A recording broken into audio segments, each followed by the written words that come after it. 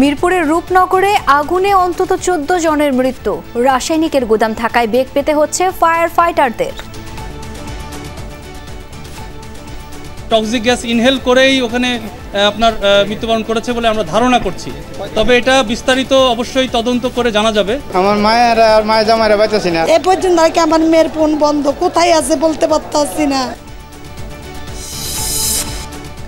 রোববারের মধ্যে সিদ্ধান্ত না জানালে এনসিপিকে নিজ বিবেচনায় প্রতীক দেবে ইসি, শাপলার দাবিতে অনড় নেতারা। এটা না দেওয়ার কোনো ইসির সামনে কোনো এসকেপ নাই, কোনো এসকেপ রুট নাই। এটা দিয়েই তাকে এটার সমাধান করতে হবে, আদারওয়াইজ আমরা নিবন্ধন নেব না। 19 তারিখের ভিতরে না জানান তাহলে স্বীয় বিবেচনায় নির্বাচন কমিশন এ বিষয়ে প্রতীক সিদ্ধান্ত নেবে। নির্বাচনে নির্ভর করছে দেশের ভবিষ্যৎ, অভিমত মির্জা ফখরুলের।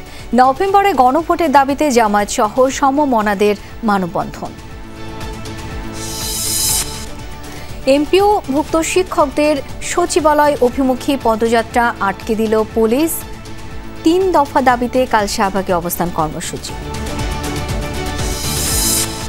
রাকসু নির্বাচন কাল কেন্দ্রে গেছে ব্যালট বাক্স সহ ভোটের সরঞ্জাম। মধ্যরাতে শেষ হচ্ছে রাকসুর প্রচারণা।